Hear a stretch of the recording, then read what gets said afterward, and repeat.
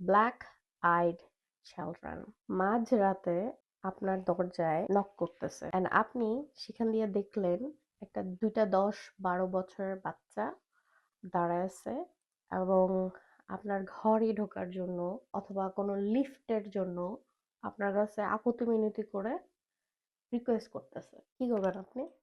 দরজা খুলবেন নাকি এইখানে যে ঘটনা হয়েছে সেটা? It's 1996 এর ঘটনা and a reporter Brian Bethel he reported it. তো ব্রায়ান বেথেল সেও এখানে কোনো একটা সংবাদের কাজের জন্য গিয়েছিল এবং মাঝরাতে এরকম দরজায় নক করছিল।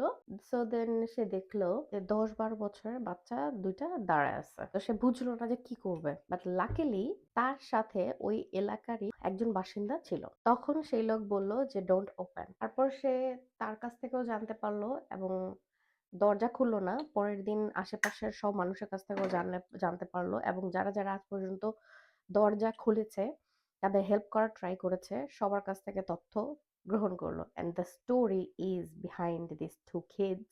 যারা যারা আজ পর্যন্ত দরজা খুলেছে তারা ভয়ঙ্করভাবে অসুস্থ হয়ে গেছে অথবা কোনো দুর্ঘটনার শিকার হয়েছে।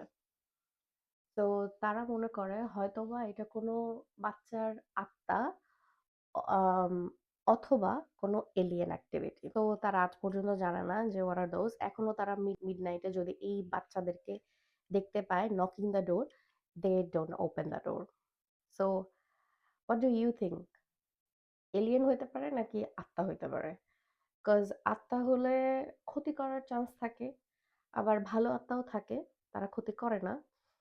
বাট এলিয়েনস আসলে দুর্ঘটনা I don't know.